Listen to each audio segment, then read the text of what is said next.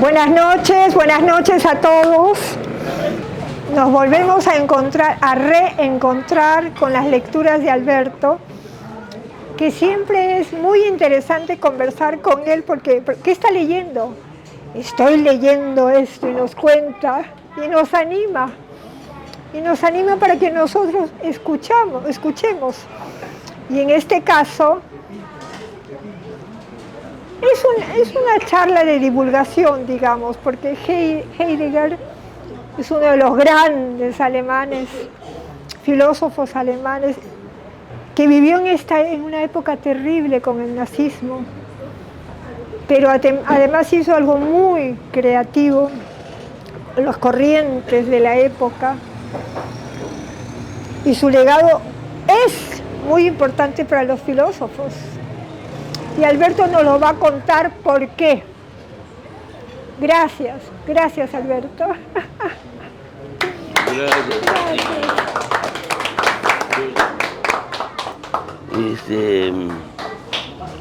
Yo he estado con muñecos, ahora que veo que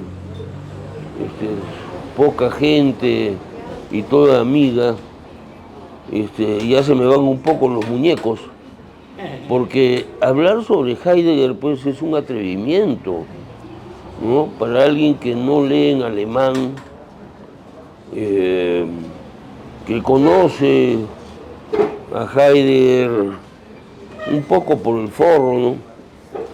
Es un atrevimiento, ¿no? Y sin embargo espero que la buena voluntad de ustedes encuentre algo de valor en lo que yo diga.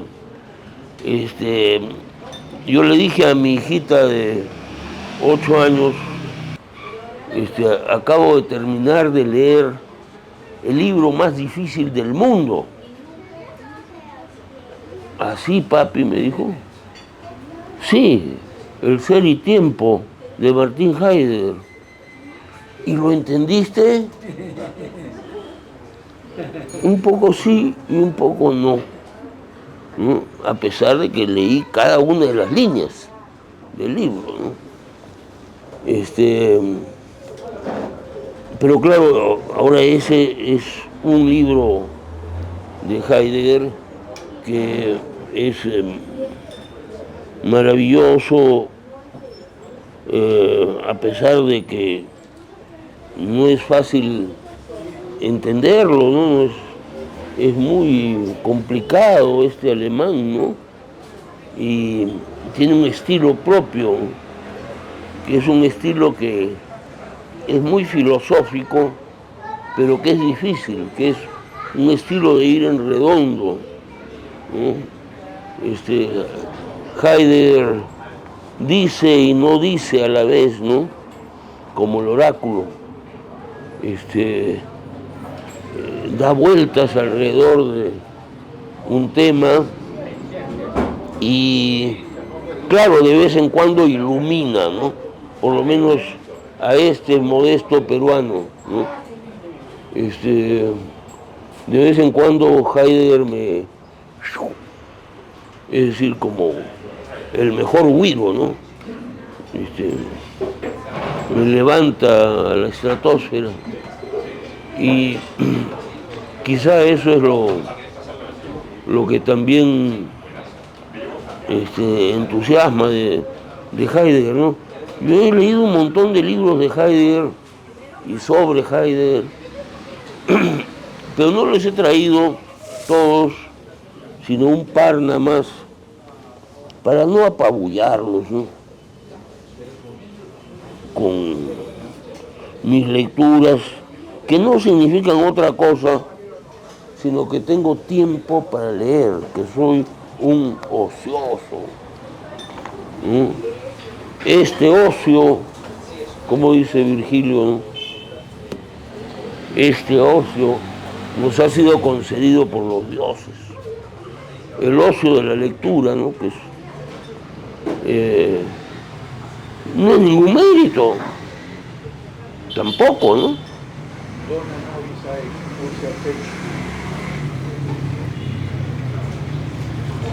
Pero sí, pues, el ocio de la lectura nos lleva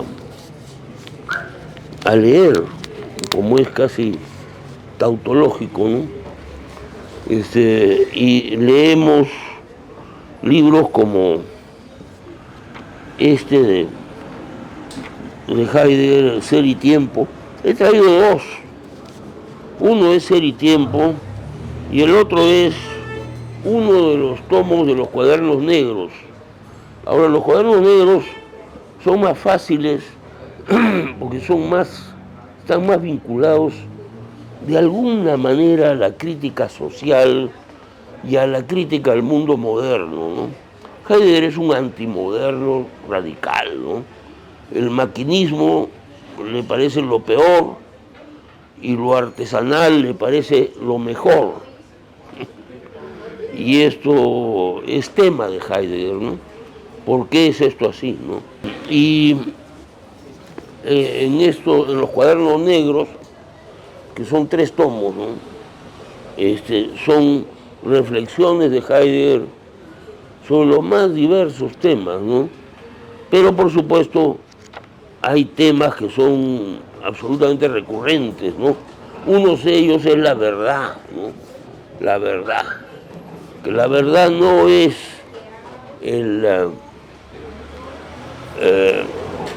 la referencia, la coherencia entre sujeto y objeto, la verdad no es la verdad del enunciado. O sea, un enunciado no es verdad. Lo que es verdad es el descubrimiento, el hacer que aparezca la verdad, que aparezca el ser en medio del ente, o sea, en medio de las cosas, que aparezca la realidad, por decirlo de una manera que no lo dice Heidegger, ¿no? O sea, es una manera vulgar y peruana de decirlo, pero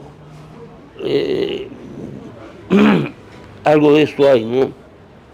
O sea, los entes, las cosas, los seres a la mano, dice Heidegger, como el martillo, ¿no? Como la mesa, la silla, son todos útiles, seres a la mano, dice Heidegger, ¿no? Que tienen una función para nosotros, ¿no? Son útiles para nosotros. Bueno, todas estas cosas, en medio de las cuales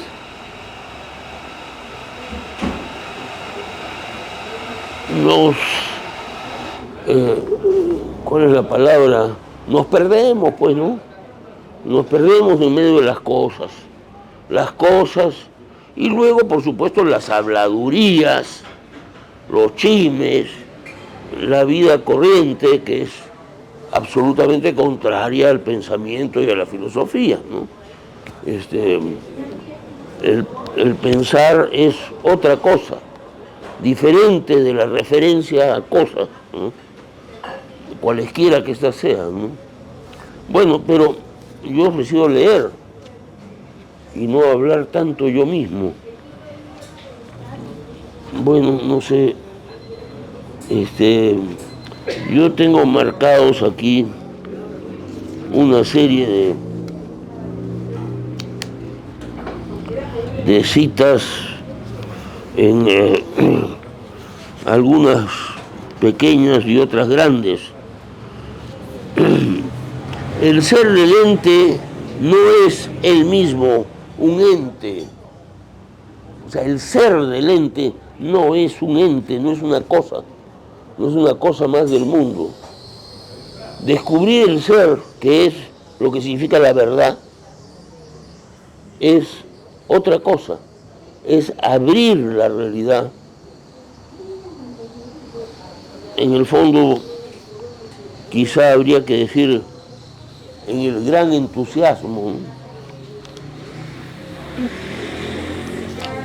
Elaborar la pregunta por el ser significa hacer que un ente, el que pregunta, se vuelva transparente en su ser. ¿Y quién es ese ser? El Dasein, el hombre, el ser humano, el ser ahí que no es una cosa, nunca es una cosa. El ser humano nunca es una cosa, ¿no?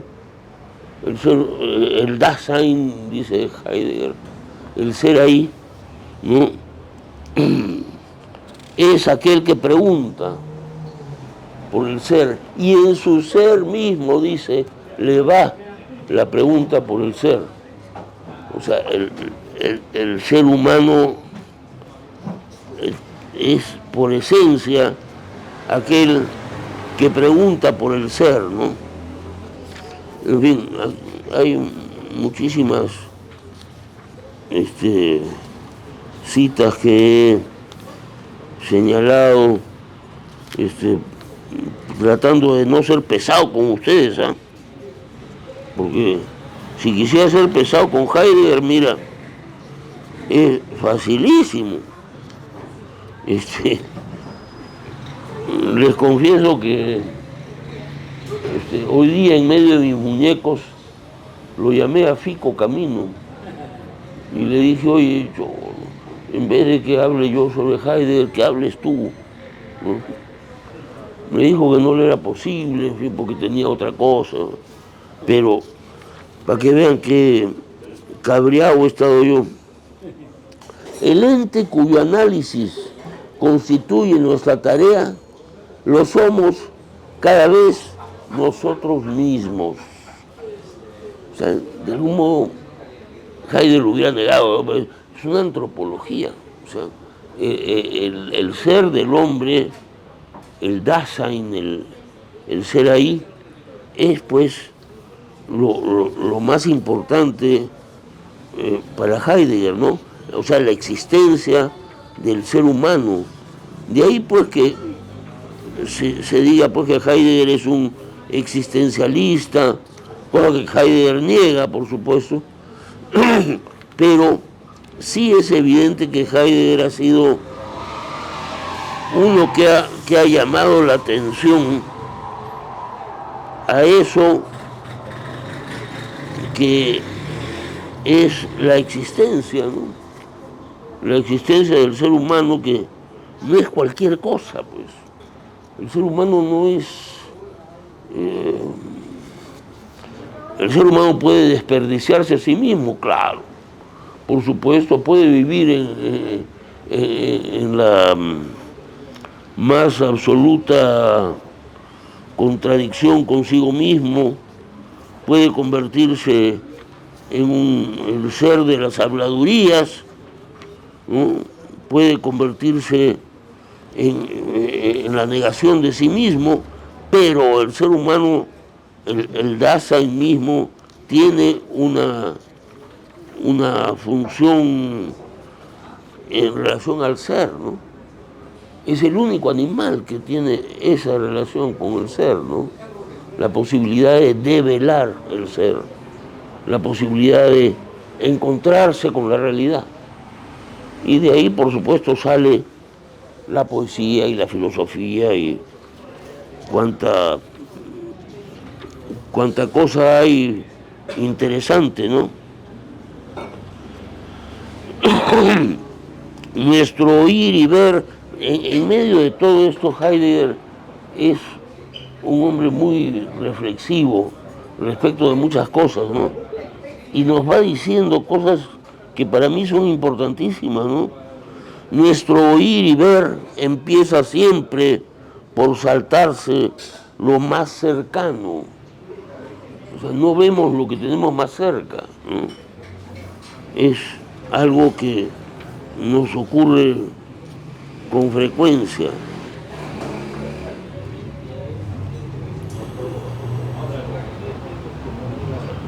Bien podría ser que el quién del existir cotidiano no fuese precisamente yo mismo. Es decir, la vida, el existir cotidiano podría ser algo en el fondo falso, ¿no? Y que no tendría mayor importancia. Bueno, sí, porque significaría o significa la inautenticidad de la experiencia, ¿no? Y eso es algo que... Pero Heidegger no habla así tan fácil como hablo yo. eh, el uno, dice Heidegger, ¿no? El sé. Sé dice, sé piensa, sé, ¿no? Que es el impersonal, ¿no? Y que es pues quizás lo que Heidegger odia más, ¿no? El sé, el uno. Uno es. ¿No? Y esto tiene que ver con la publicidad, ¿no? Cosa que me da en la yema del gusto, ¿no? La publicidad oscurece todas las cosas y presenta así, encubierto, como cosa sabida y accesible a cualquiera.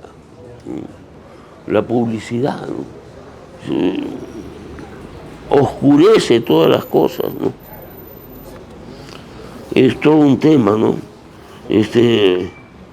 Y eso que esto es en Ser y Tiempo, que casi no hay nada de referencias a temas como la publicidad, ¿no?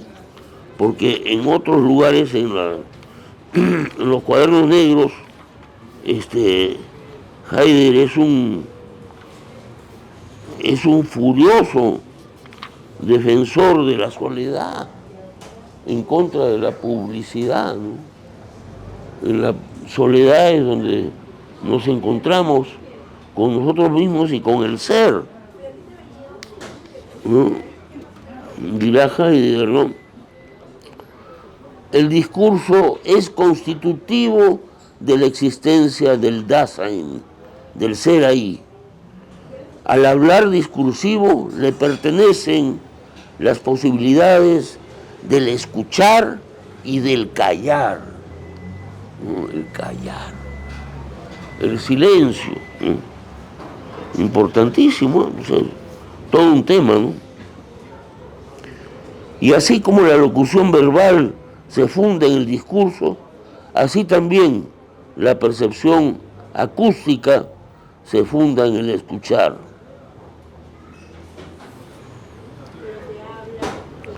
Solo donde se da la posibilidad existencial de discurrir y escuchar, se puede oír. Escuchar y oír son cosas que están...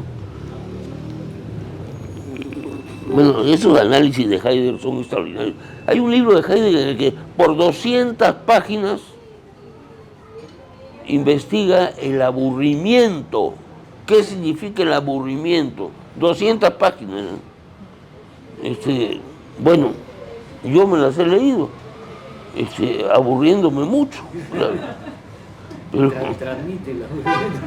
oye, pero es que es un análisis, es la fenomenología, pues, ¿no? Las cosas como son, así, lo fenomenológico, ¿no? Y Heidegger, pues, es un maestro de esto, ¿no? Pero callar no significa estar mudo.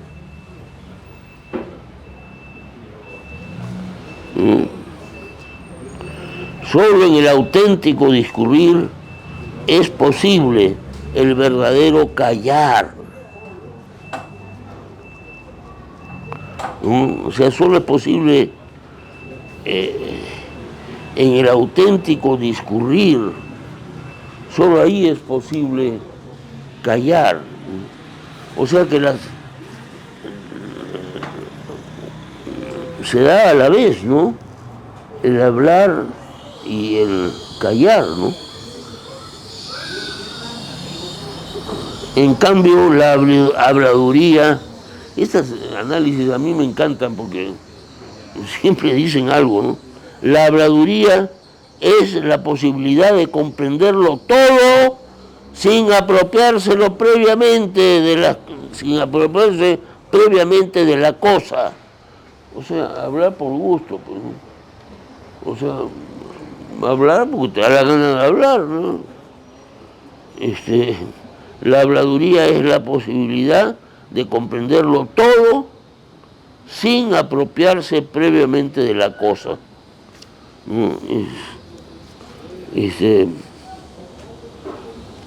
El ser humano no logra jamás librarse de este estado interpretativo cotidiano en el que primeramente ha crecido.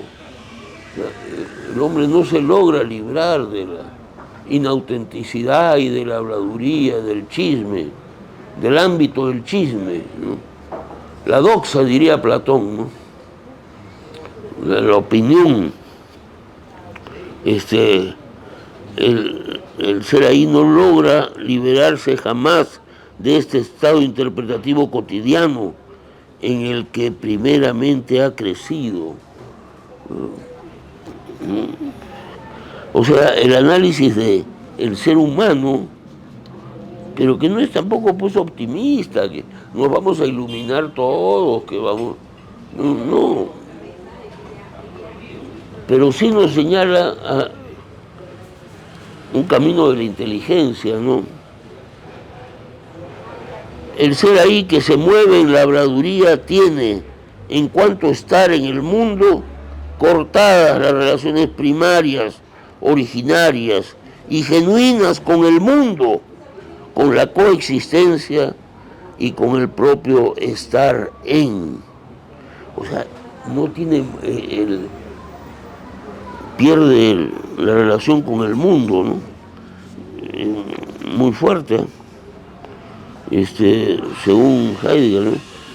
Y la curiosidad está caracterizada por una típica incapacidad de quedarse en lo inmediato.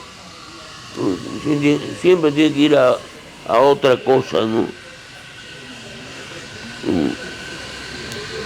La curiosidad no tiene nada que ver con la contemplación admirativa del ente, con el thaumazein de los griegos, o sea, con el entusiasmo de los griegos, ¿no? El thaumazein, el asombrarse, ¿no? Platón dice que la filosofía nace del asombro, ¿no? Y eso es el thaumazein, ¿no? de los griegos, ¿no? La curiosidad no tiene nada que ver con la contemplación admirativa del ente, con el thaumazein. No está interesada en que el asombro la lleve a un no comprender. El estar en todas partes y en ninguna que caracteriza a la curiosidad está entregado a la habladuría. Todo para ser auténticamente comprendido, aprendido y expresado, pero en el fondo no lo está, o bien no lo parece, y en el fondo lo está. Es una típica frase de Heidegger que es terrorífica, ¿no? Porque todo parece auténticamente comprendido. Bueno, hay que decir que yo leí a Heidegger este libro en mi época de estudiante, en la traducción de José Gaos, un español, una traducción ilegible, ¿no? Era, como dice Fico Camino, si sabes alemán, esa traducción te sirve, ¿no? Entonces, y esta traducción es una traducción hecha por un señor Rivera, un chileno que realmente ha logrado una proeza, pues, ¿no? De traducir a Heidegger, pero claro, igual lo ideal sería no leerlo en traducción, ¿no? Sino leerlo en alemán, ¿no? Bueno, todo parece auténticamente comprendido, aprendido y expresado, pero en el fondo no lo está, o bien no lo parece, o en el fondo lo está. Es decir, es un pesado ese alemán, un pesado, tiene unas ganas de fastidiar a los pobres peruanos.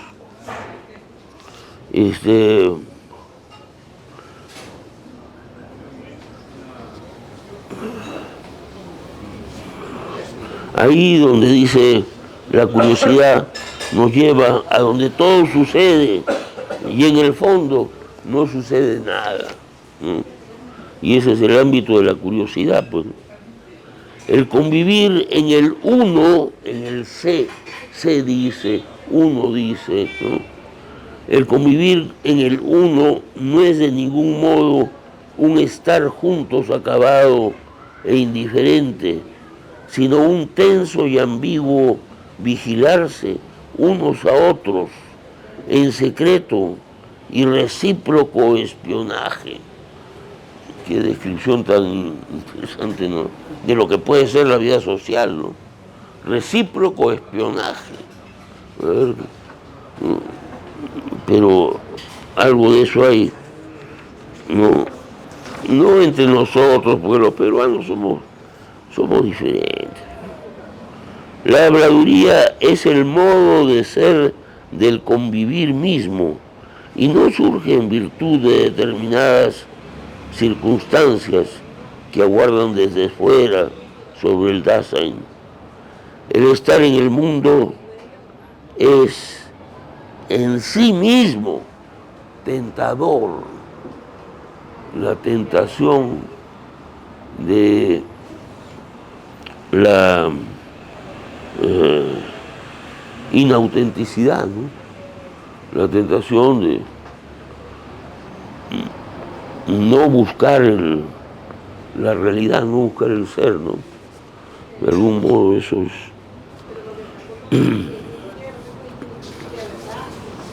Bueno, seguiré un poquito más porque ya me quedo sin voz. La alienación tentadora y tranquilizante de la caída lleva en su propia movilidad a que el Dasein se enrede en sí mismo. ¿Cuánta gente conocemos enredada, ¿no? El estado intempestivo público oculta al Dasein esta caída, interpretándola como progreso y vida concreta.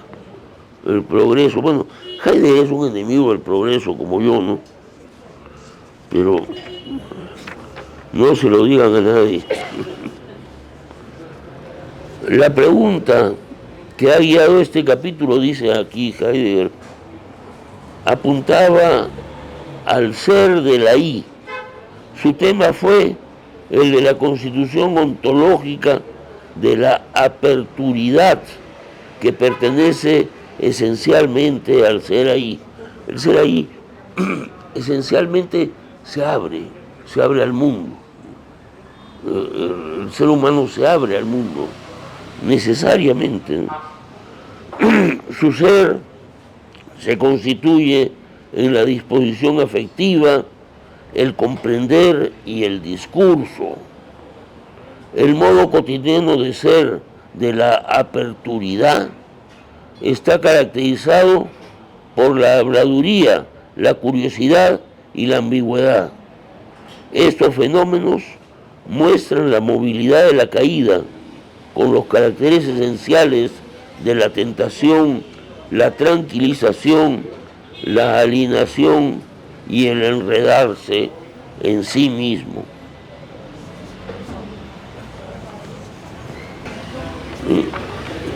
En otro momento, si quieren, el tema de la verdad es importantísimo, la verdad como desvelamiento, ¿no? Como no es, la verdad no es una afirmación en el lenguaje, ¿no?, sino que la verdad es una manera de desvelar algo que normalmente está cubierto, tiene un velo encima, ¿no?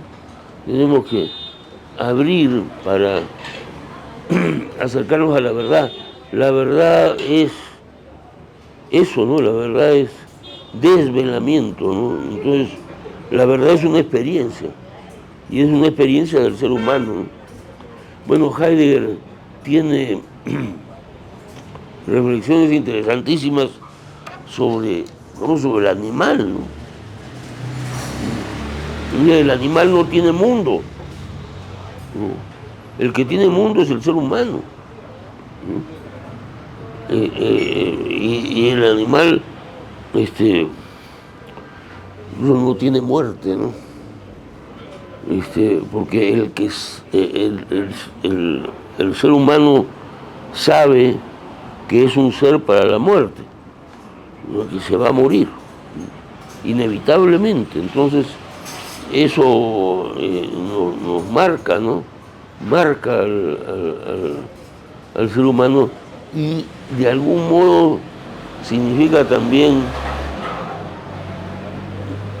una apertura, ¿no?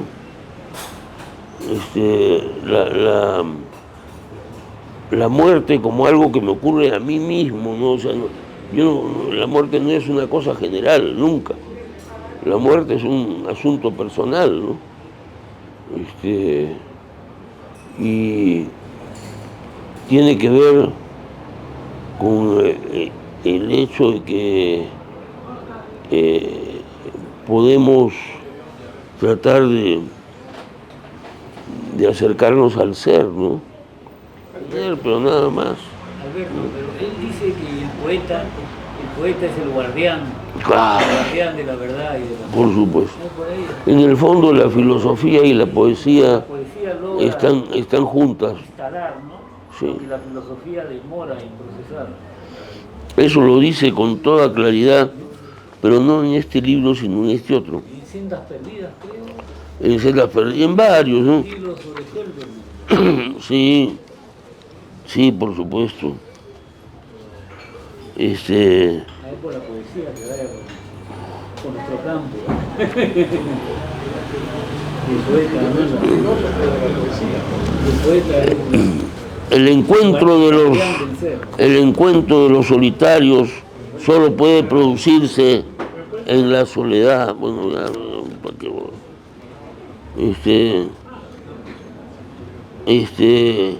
Pero la poesía y la filosofía, bueno, Heidegger dice que son dos cumbres separadas por un abismo. Tan campesino Heidegger, ¿no? Todo el tiempo piensa en la cosecha, la germinación, el crecimiento.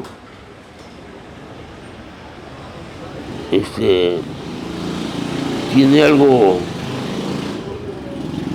una cosa, y también en favor de lo artesanal, ¿no? Pero acá no encuentro lo que quería encontrar. Donde hay crecimiento hay silencio, no el ruido del ajetreo. Esas frases de Heidegger que me gusta citar, ¿no? Donde hay crecimiento hay silencio y no el ruido del ajetreo. Y es verdad, pues, ¿no?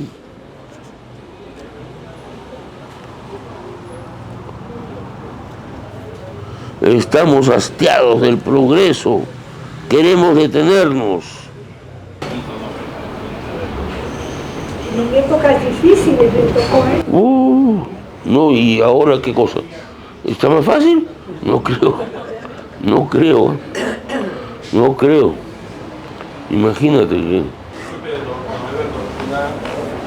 La teoría de Heidegger sobre el Dasein es que el ser humano es arrojado, es yecto, ¿no? Entonces, si es arrojado y es yecto en el mundo, entonces el existencialismo queda de lado porque no puedes decidir tu futuro, tu destino. Entonces, de repente por ahí iba el hecho de que Heidegger no está de acuerdo con que se le considere existencialista, ¿no? También, ¿no? Pero además porque Heidegger es, no sé, pues quizá también muy vanidoso, ¿no? Bueno, ya esa vanidad no importa porque ya se murió, ¿no? Pero de algún modo Heidegger es un portento, no es un monstruo y una cosa sorprendente, ¿no? O sea, estos libros de Heidegger, la cantidad, más de 100 tomos, no todo, más de 100 tomos de las obras completas de Heidegger, ¿no? Que las tiene ahí Fico Camino, ¿eh? Sí.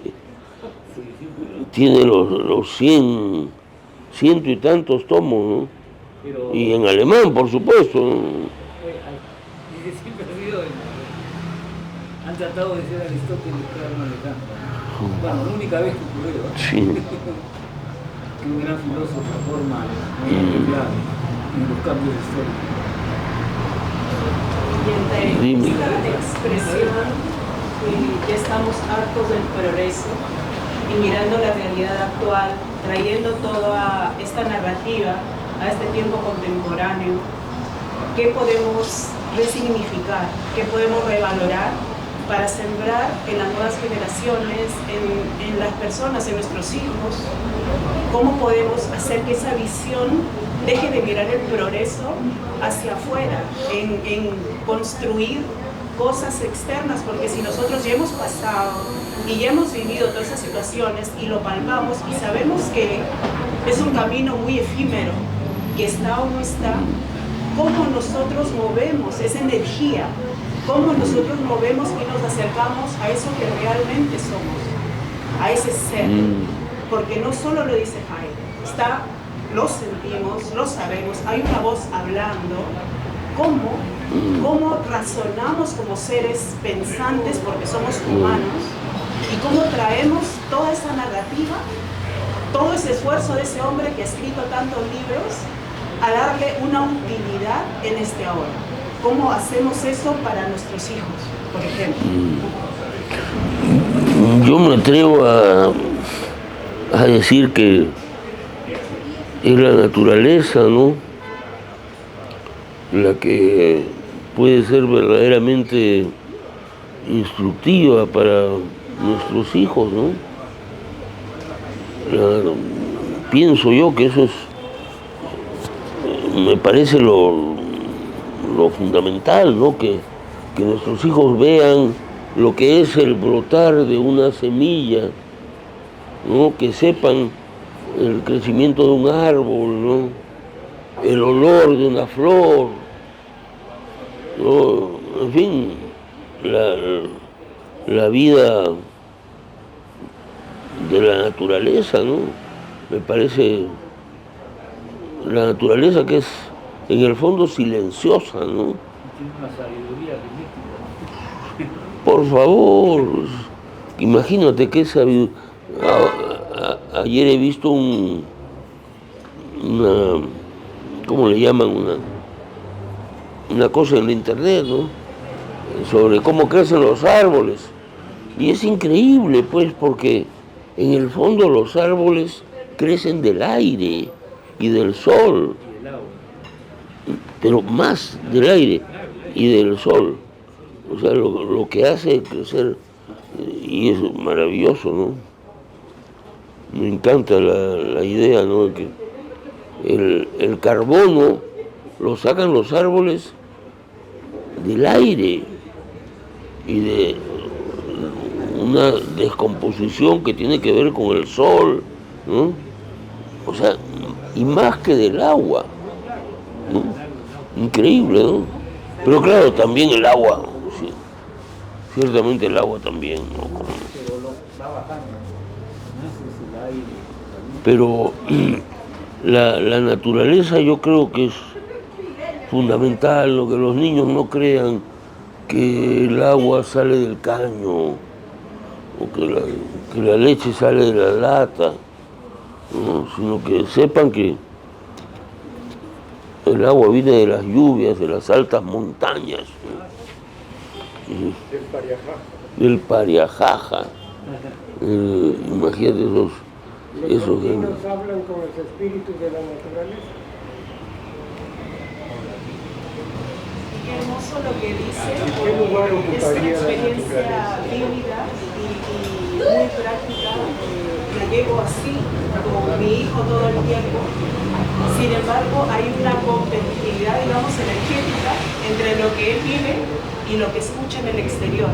Todo lo que le vende el mundo y los jala, ¿no? Lo atrapa. Porque si te quedas en la naturaleza no vas a ser importante. Si te quedas a hacer eso y a sembrar, ¿qué va a ser de ti en el futuro? ¿Qué vas a tener? Entonces hay una competitividad energética que en realidad tal vez mi pregunta o el estar aquí desde ahora con ustedes, que agradezco,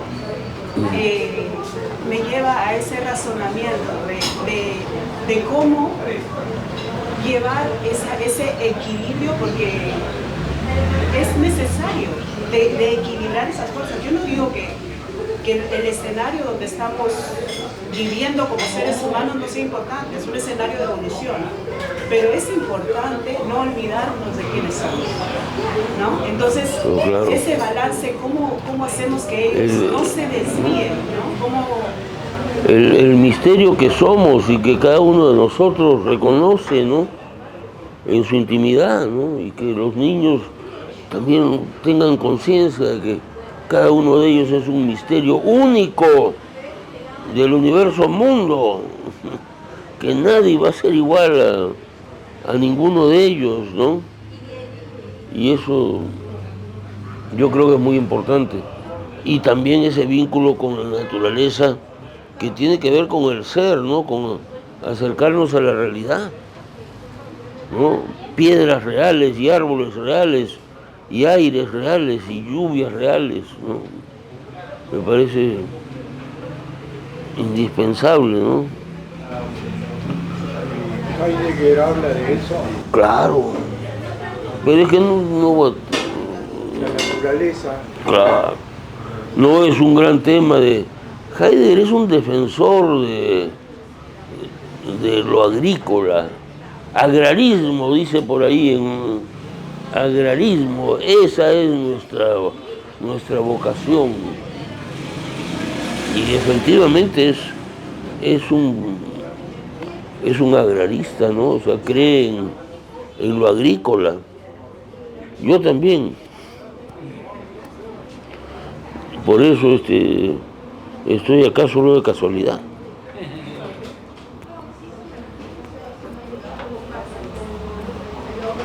Bueno, muchas gracias. Gracias. Salud.